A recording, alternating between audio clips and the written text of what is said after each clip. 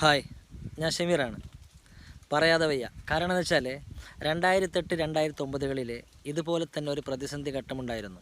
അതായത് അന്നുണ്ടായിരുന്ന ഒരു പകർച്ചവ്യാധി എന്ന് വെച്ചാൽ സ്വൈൻ ഫ്ലൂ, അതായത് H1N1 എന്ന് പറയുന്ന ഒരു പകർച്ചവ്യാധി. അത് ലാറ്റിൻ അമേരിക്കൻ രാജ്യമായ മെക്സിക്കോയിൽ നിന്നാണ് ഈ പനി കടന്നു വന്നു 150 വർഷങ്ങൾക്ക് മുമ്പ്. പക്ഷേ അന്ന് ഇതൊക്കെ തരണം ചെയ്ത് ഒരുപാട് ആൾക്കാരൊക്കെ മരിച്ച് അത് പിന്നെ ശേഷം ആർക്കും ഇപ്പൊന്നും ഇതിനെ പറ്റി ഒരു ഓർമ്മയില്ല. പക്ഷേ ഇത് പറയാനുള്ള കാരണം എന്ന് വെച്ചാൽ ഇതിനെക്കുറിച്ച് ജനങ്ങൾക്കൊരു ബോധവൽക്കരണം നൽകിയ ഒരാളുണ്ടായിരുന്നു, ഒരു സോഷ്യൽ വർക്കർ, സോഷ്യൽ ആക്ടിവിസ്റ്റ്, അതായത് രാജീവ് ദീക്ഷിത്. അയാൾ 2010 മരിച്ച്. കാരണം എന്താ വെച്ചാൽ ഇതിൻ്റെ പിന്നിലുള്ള ഗൂഢാലോചനകൾ, ഇതിൻ്റെ ബാക്കിൽ ആര് എന്നൊക്കെ ഇയാൾ അന്വേഷിച്ചിട്ട് ഇതിന് ഒരുപാട് ജനങ്ങളിലേക്ക് ഇയാൾ എത്തിച്ചുകൊണ്ടിരുന്നു. അതായത് പ്രസംഗങ്ങളിൽ, ഒരുപാട് വേദികളിൽ. 2010 അയാൾ മരണപ്പെട്ട്. അത് കൊലപാതകമോ എന്തെന്ന് പിന്നെ അത് തെളിയിക്കാൻ പോലും പറ്റിയില്ല. ഊഹാപോഹങ്ങൾ ഒരുപാടുണ്ടായിരുന്നു. അത് കൊലപാതകം, അങ്ങനെയൊക്കെ പല പല പ്രഗത്ഭരായ ആളുകളിലേക്ക് ചൂണ്ടുവിരൽ നീട്ടിയ ഒരു സംഭവമായിരുന്നു.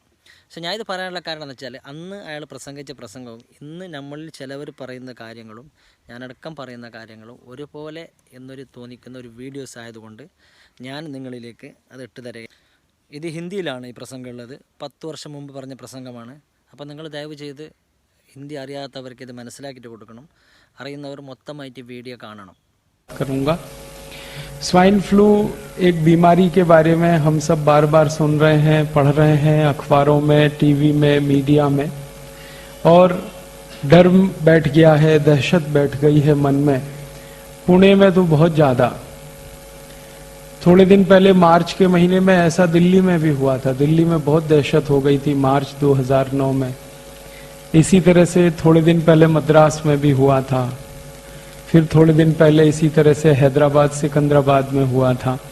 तो भारत के जो बड़े बड़े शहर हैं, जहां पर पैसे वाले लोग रहते हैं, जहां पर परचेजिंग कैपेसिटी ज्यादा है, लोगों की क्रय शक्ति बहुत है, ऐसे स्थानों पर अक्सर ये माहिती फैलाई जाती है या फैल जाती है और लोग डर में और दहशत में आ जाते हैं। पुणे में इतना डर और दहशत हो गया है कि सरकार ने सारी शालाएं बंद कर दी हैं, हॉस्पिटल सिर्फ खुले हुए हैं, बाकी सब बंद है। मैं बार बार पुणे आता रहता हूं। मेरी जिंदगी में पुणे की सड़कों पर इतना आराम मैंने कभी नहीं देखा। कोई है नहीं सड़क पर चलने वाला, सब घर में बैठे हैं, सबको दहशत हो गई है। और दहशत एक ही है कि पता नहीं हमको ये वायरस का इन्फेक्शन हो जाएगा और फिर हमको बीमारी हो जाएगी और हम मर जाएंगे, क्योंकि ऐसा बताया जा रहा है कि इससे मरने की शक्यता है। शरीर की प्रतिकारक शक्ति इतनी कम हो जाती है कि कोई भी व्यक्ति मर सकता है। फिर आपको न्यूज़पेपर से ये माहिती मिली होगी कि पुणे में कुछ लोग मर गए हैं और भारत में भी कुछ लोग मर गए हैं। तो भारत सरकार की ये जो माहिती है कि कुछ लोग मर भी गए हैं, उसने और डर पैदा कर दिया है। और विशेष रूप से पुणे में किसी एक डॉक्टर की मृत्यु हुई थोड़े दिन पहले। उसने सारे देश में चर्चा बहुत कर दी इसकी कि डॉक्टर मर गया तो फिर पेशेंट का क्या है। अच्छा, मैं आपको एक छोटी सी माहिती कह के ये बात शुरू करना चाहता हूं कि मैं दिल्ली से आया परसों आया शाम को। तो दिल्ली हवाई अड्डे पे फ्लाइट पकड़ने के लिए जब मैं आ रहा था तो कुछ परिचित लोग मिल गए मुझे हवाई अड्डे पे। तो उन्होंने मुझे पूछा, आप कहाँ जा रहे हैं? तो मैंने कहा पुणे जा रहा हूँ। क्यों जा रहे हैं? मैं कहा भाई मेरा व्याख्यान है वहां पे, इसके लिए जा रहा हूँ। तो उन्होंने कहा मरने के लिए जा रहे हैं क्या? मैं बोला क्या पुणे में सब मर रहे हैं? वो बोले हाँ, वहां पे स्वाइन फ्लू फैला हुआ है, सब लोग ऐसी हालत में है।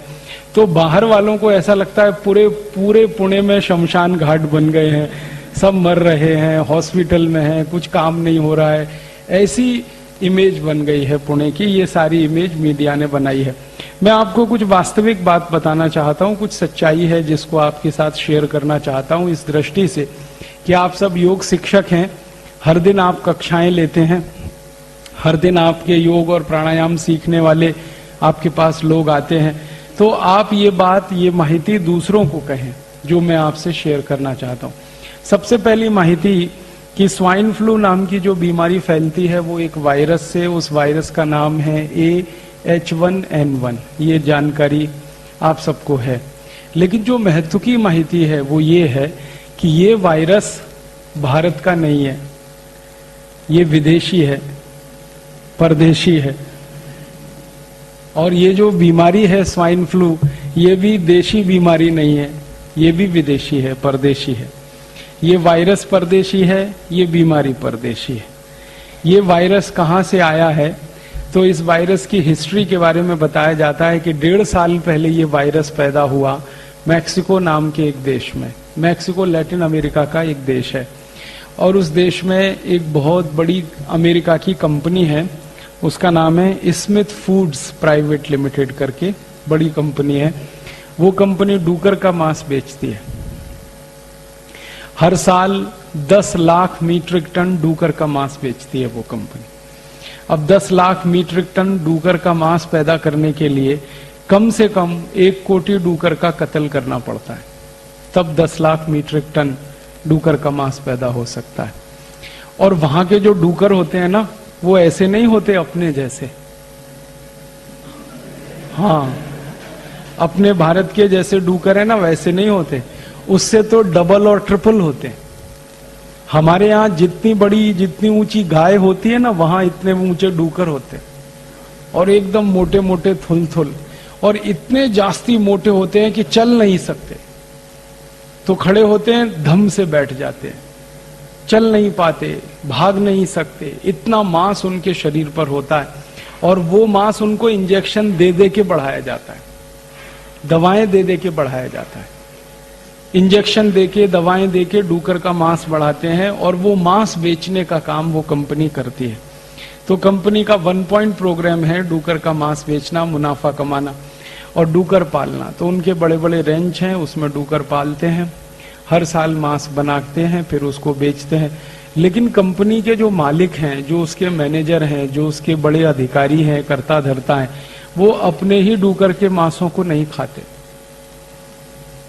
वो नहीं खाते, खुद नहीं खाते। मैंने उस कंपनी के कुछ अधिकारियों को ईमेल करके पूछा कि आप पोर्क खाते हैं? पोर्क माने डूकर का मांस।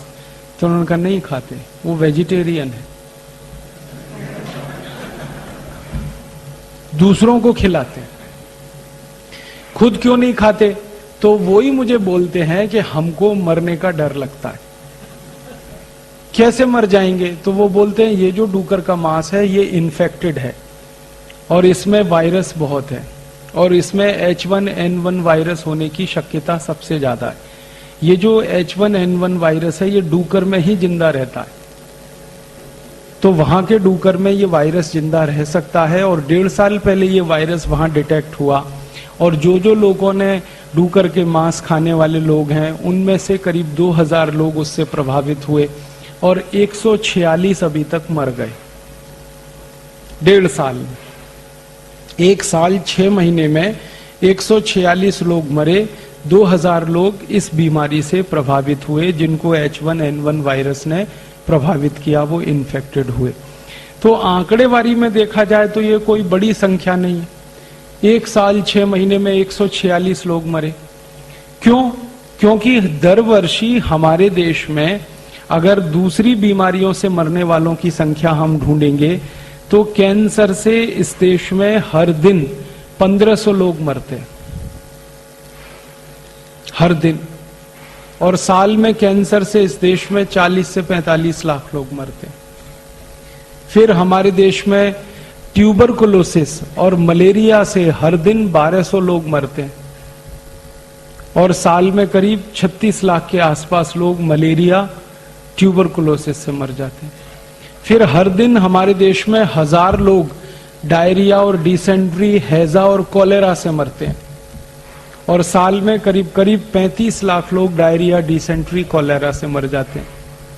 फिर हमारे भारत में बहुत सारे बच्चे हैं, लाखों की संख्या में, जो हर दिन कुपोषण से मरते हैं, जिनके शरीर में शक्ति नहीं है, ताकत नहीं है और ऐसे ही भूखे मर जाते हैं।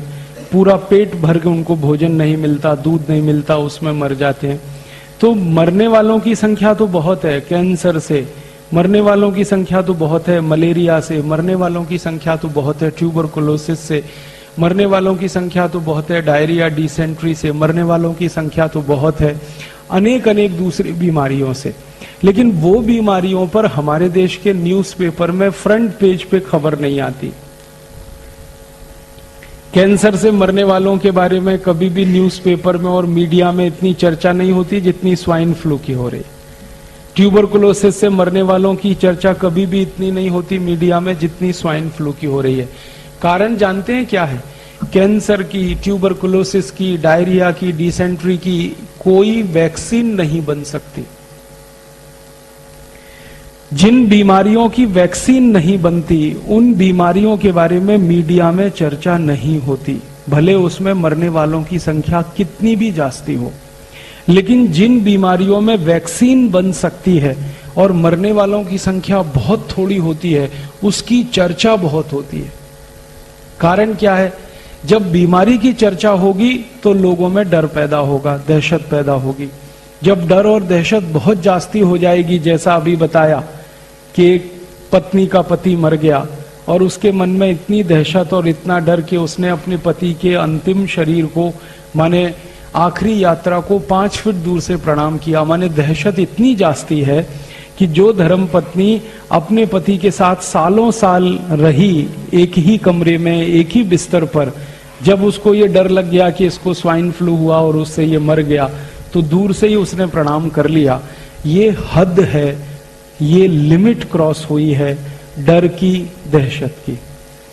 और ये लिमिट क्रॉस कराने में मीडिया ने बड़ी ताकत लगाई है।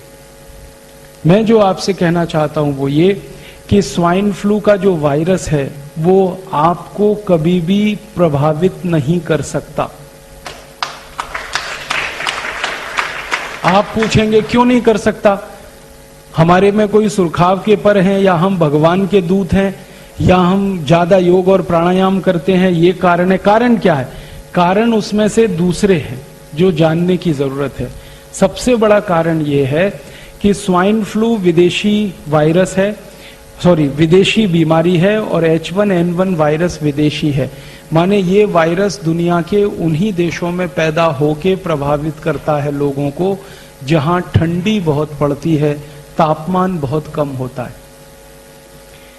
अमेरिका में ठंडी बहुत होती है, कनाडा में ठंडी बहुत होती है, मैक्सिको में ठंडी बहुत होती है, ब्राजील में ठंडी बहुत होती है, फ्रांस में, जर्मनी में, ब्रिटेन में ठंडी बहुत होती है। और आप जानते हैं साल में 6 महीने ठंडी पड़ती है, और साल में 6 महीने तापमान उनके यहाँ 0 के नीचे होता है। -5 डिग्री, -10 डिग्री, -15 डिग्री, -20 डिग्री, कभी कभी तापमान -30, -35, -40 तक चला जाता है। 6 महीने बर्फ ही बर्फ रहती है। सड़क पे बर्फ होती है, मैदान में बर्फ होती है, शेत में बर्फ होती है, छत पर बर्फ होती है। बर्फ 10-10 फीट ऊंची होती है। और यूरोप और अमेरिका में 6 महीने सरकार के सभी विभाग की ताकत इसी बात में खर्च होती है कि सड़क से बर्फ हटाना, शेत में से बर्फ हटाना, चलने लायक सड़क को बनाना, शेत को शेती लायक बनाना। तो जिन देशों में बर्फ पड़ती है, ठंडी बहुत होती है, तापमान 0 के नीचे चला जाता है, ऐसे देशों में तरह तरह के वायरस पैदा होते हैं। और जितनी ज्यादा ठंडी होती है उतने ज्यादा वायरस होते हैं।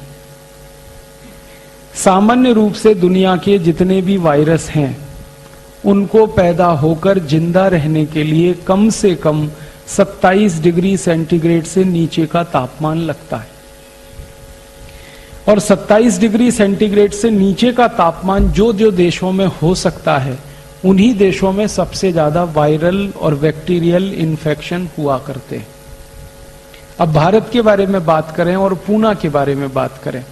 भारत में इस समय महीना चल रहा है सितंबर, माफ करिएगा अगस्त का महीना चल रहा है।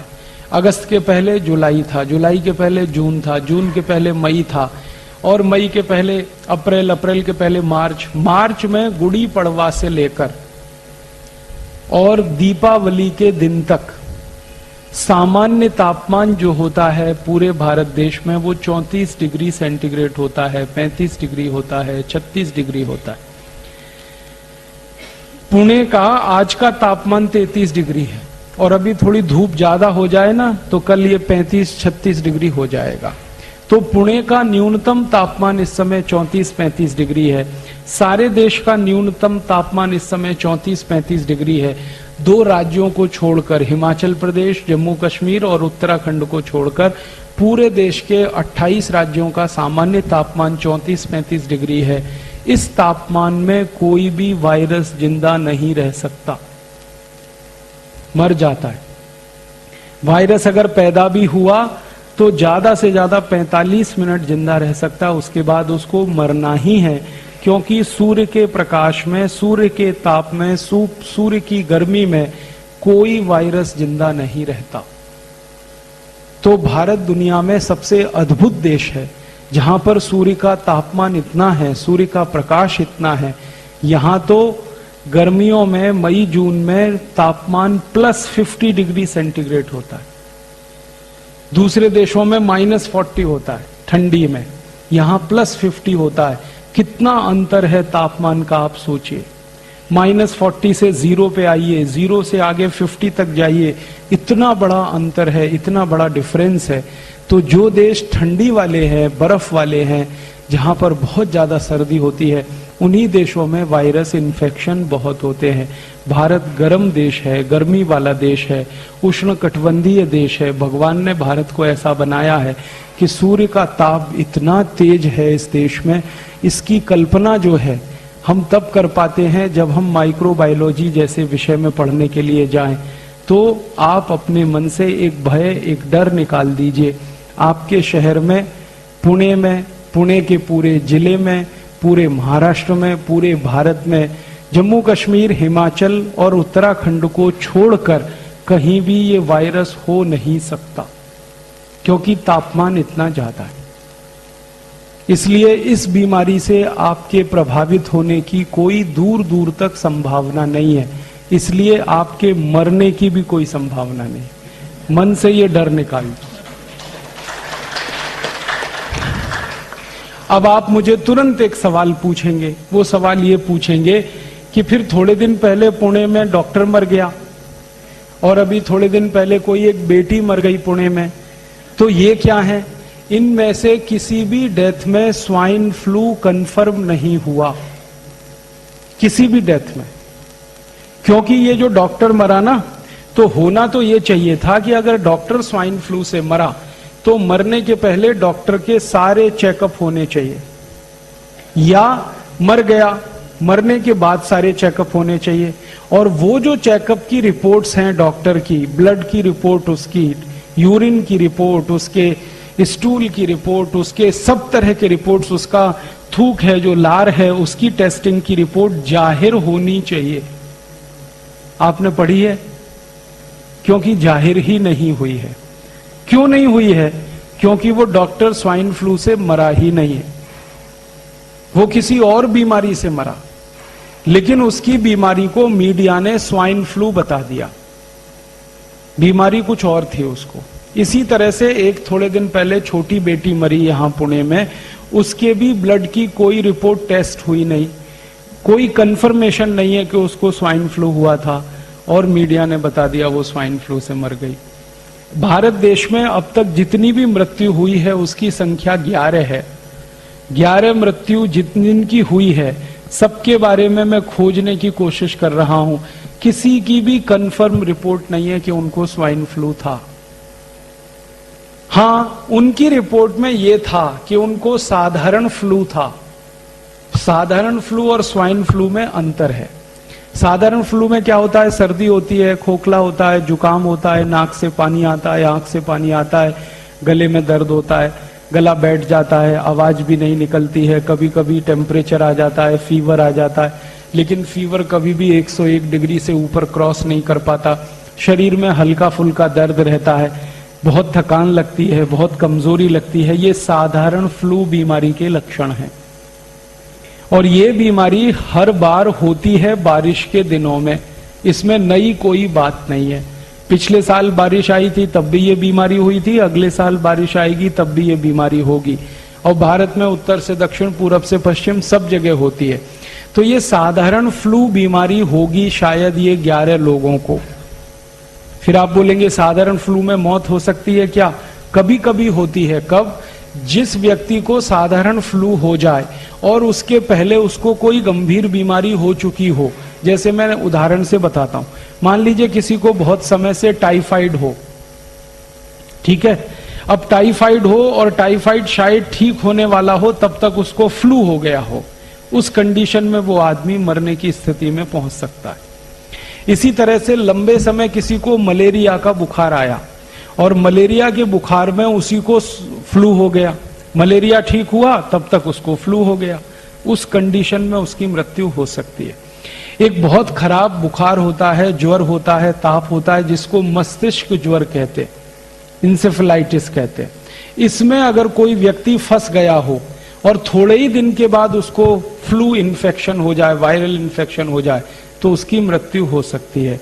क्योंकि इन तीनों कंडीशन में ब्लड में प्लेटलेट्स बहुत तेजी से कम हो जाते हैं और उसके बाद प्लेटलेट्स बढ़ाने के लिए एलोपैथी में कोई दवा नहीं है। तो इसलिए एलोपैथी का कोई भी पेशेंट या डॉक्टर इस तरह से अगर चक्कर में आ गया तो उसका मरना 100% तय है। इसमें कोई आश्चर्य की बात नहीं है, क्योंकि जब तेजी से प्लेटलेट्स गिरते हैं और एलोपैथी के पास कोई दवा नहीं है प्लेटलेट्स बढ़ाने की, तो वो मर ही जाएगा। और मैं 99.99% कहता हूं, पुणे का डॉक्टर ऐसे ही मरा है। उसके ब्लड प्लेटलेट्स बहुत तेजी से गिर गए और पहले उसको एक बड़ी बीमारी का इन्फेक्शन हो चुका था, उसके बाद फ्लू हो गया, मर गया। तो मीडिया ने उसको छाप दिया कि वो स्वाइन फ्लू से मर गया। क्योंकि मीडिया को इसमें क्या इंटरेस्ट है, अखबार वाले ये जो खबर छाप रहे हैं इसके लिए उनको पैसा मिल रहा है। मीडिया में काम करने वाले मेरे बहुत सारे दोस्त हैं। दिल्ली में एक बहुत बड़ा अंग्रेजी अखबार है, उसका एक एडिटर है जो मेरा बहुत अच्छा दोस्त है। मैंने उसको एक दिन पूछा कि तुम्हारे अखबार में 15 दिन से हर दिन हेडलाइन छप रही है कि स्वाइन फ्लू पुणे में फैल गया, स्वाइन फ्लू वहां फैल गया, स्वाइन फ्लू वहां फैल गया, 11 मर गए, अब तक इतने प्रभावित हो गए। ये जो खबर तुम दे रहे हो, इस खबर में तुम मुझे कोई 1, 2, 3, 10, 20, 50 लोगों के नाम दे दो, पते दे दो जिनको स्वाइन फ्लू हो गया है, मैं उनके घर वालों से मिलना चाहता हूं। तो कहने लगे वो नहीं है हमारे पास। मैं पूछा फिर खबर कैसे छाप रहे हो? कहने लगा खबर तो ऊपर से आ रही है। मैं बोला ऊपर से कहां से आ रही है? तुम्हारे ऊपर कौन है? तो उसने कहा मैं तो एडिटर हूं, लेकिन मेरे ऊपर अखबार का मालिक है। आप जानते हैं एडिटर मालिक के नीचे होता है। कहने लगा मालिक के यहां से खबर आ रही है और मालिक के यहां से ये आदेश आ रहा है कि ये पहले पेज पे खबर लगनी चाहिए और ऐसी जगह लगनी चाहिए जहां सबकी नजर पड़ती है। फिर मैंने पूछा इसमें खास बात क्या है जो पहले पेज पे लगनी चाहिए? तब उसने कहा इस खबर के साथ चेक भी आता है, ड्राफ्ट भी आता है, पैसे आते हैं और जितने ज्यादा बड़े अमाउंट का चेक आता है उतने ही बोल्ड लेटर्स में हम इसको छापते। फिर मैंने पूछा भाई तू ये बता कि कौन देता है ये चेक और ड्राफ्ट? तो उसने कहा एक कंपनी देती है। वो कंपनी कौन है? तो उसने तो मुझे नाम बता दिया, मैं नहीं बताऊंगा आपको। उसने कहा कि एक अमेरिका की कंपनी है, वो हमको चेक देती है, ड्राफ्ट देती है। उस कंपनी का क्या इंटरेस्ट है कि तुमको खबर छापने के लिए पैसा दे रही है? तब उसने मुझे बताया, मैं तो हैरान हो गया। उसने कहा कि ये सब खबर जो छप रही है अखबारों में ये प्रायोजित है। प्रायोजित खबर का मतलब समझते हैं? एडवर्टीजमेंट। जैसे जाहिरात छपता है ना, तो जाहिरात के रूप में खबर छपती है। अब खबर ही जाहिरात होती है। आप इस बात को समझ पा रहे हैं? खबर ही जाहिरात होती है और खबर को जाहिरात की तरह से छापा जाता है क्योंकि उसके लिए पैसा आता है। और जास्ती पैसा आता है तो पहले पेज पे छापते हैं, कम आता है दूसरे पेज पे छापते हैं और कम आता है तीसरे पेज पे छापते हैं। किस पेज पर छपेगा वो पैसे से तय होता है। और ये जो एडिटर है ये कोई साधारण अखबार का एडिटर नहीं है, हिंदुस्तान में सबसे ज्यादा बिकने वाले अंग्रेजी अखबार का एडिटर है। और वो एडिटर का मालिक उसको आदेश दे रहा है कि ये छपना चाहिए, इसके साथ इतना चेक है, इसके साथ इतना ड्राफ्ट है। तो आप समझ लीजिए कि मीडिया में ये जो छप रहा है ये पैसे की ताकत से छप रहा है, इसमें सच्चाई नहीं है। फिर उसने जिस कंपनी का नाम लिया, मैंने उसको खोजना शुरू किया तो सारी बात समझ में आ गई, ये वही कंपनी है जो स्वाइन फ्लू की दवा बनाती है। उस दवा का नाम है टेमीफ्लू। तो ये जो टेमीफ्लू नाम की दवा बनाने वाली कंपनी है, मैंने इस कंपनी का सारा हिस्ट्री निकाला तो 10 साल से ये औषध बना रही है टेमीफ्लू, लेकिन 10 साल में दुनिया में कहीं भी स्वाइन फ्लू फैल नहीं रहा है। दवा बन रही है, बीमारी नहीं फैल रही। अब देखो इस बच्चे को भी समझ में आ गई बात। अब आप सोचो, दवा बनती जा रही है, हर साल प्रोडक्शन हो रहा है, गोडाउन भर रहे हैं, प्रोडक्शन हो रहा है, गोडाउन भर रहे हैं, बीमारी फैल नहीं रही है तो दवा बिक नहीं रही है। और उस कंपनी के कुछ लोगों ने मुझे बताया कि हमारे पास लाखों नहीं 10-10, 20-20 लाख टैबलेट्स एक एक देश के गोडाउन में डंप पड़ी है। 30 देशों में उस कंपनी का बिजनेस है। भारत जैसे देश में उनकी लाखों टैबलेट्स डंप पड़ी है पिछले 10 साल से, और स्टॉक बढ़ता ही जा रहा है। तो उनको अभी ये स्टॉक खाली करना है। ये स्टॉक खाली कब होगा? बाजार में दवा बिके। बाजार में दवा कब बिकेगी? जब आप जैसे लोग वो दवा खरीदें। आप दवा कब खरीदोगे? या तो आपको स्वाइन फ्लू हो जाए तब खरीदोगे, या उसका डर इतना हो जाए स्वाइन फ्लू का कि आपको मरने की बात समझ में आने लगे तब आप दवा खरीदोगे। दो ही कंडीशन है आप दवा खरीदो। तो उस कंपनी ने ये अभियान चला दिया। अभियान ये चला दिया कि डर पैदा कर दो, मरेगा तो कोई नहीं क्योंकि बीमारी नहीं तो मरेगा क्या, वायरस इन्फेक्शन होगा नहीं क्योंकि वायरस ही नहीं है, इन्फेक्शन क्या होगा। तो कंपनी को एक बात तो पक्की मालूम है कि ज्यादा लोग इस बीमारी में फंस नहीं सकते और ज्यादा लोग मर भी नहीं सकते। हां, ये जरूर है कि करोड़ों लोगों के मन में डर आ जाए, दहशत आ जाए, आतंक पैदा हो जाए, तो वो डर के मारे टेमीफ्लू खरीद के अपने घर में भर के रखें। बाद में बीमारी हो या ना हो लेकिन खरीद लें आप, बाजार से दवा उनकी बिक जाए, यही उनका उद्देश्य है। और उस उद्देश्य की पूर्ति के लिए वो कंपनी अखबारों में पैसे खर्च कर रही है। अब अखबारों में 10-20 करोड़ रुपए उन्होंने खर्च कर दिए खबर छपवाने के लिए, और दवा उनकी 3000 कोटि की बिक गई। तो धंधा कितना अच्छा है। 10 कोटि खर्च किए, 3000 कोटि का माल बिक गया।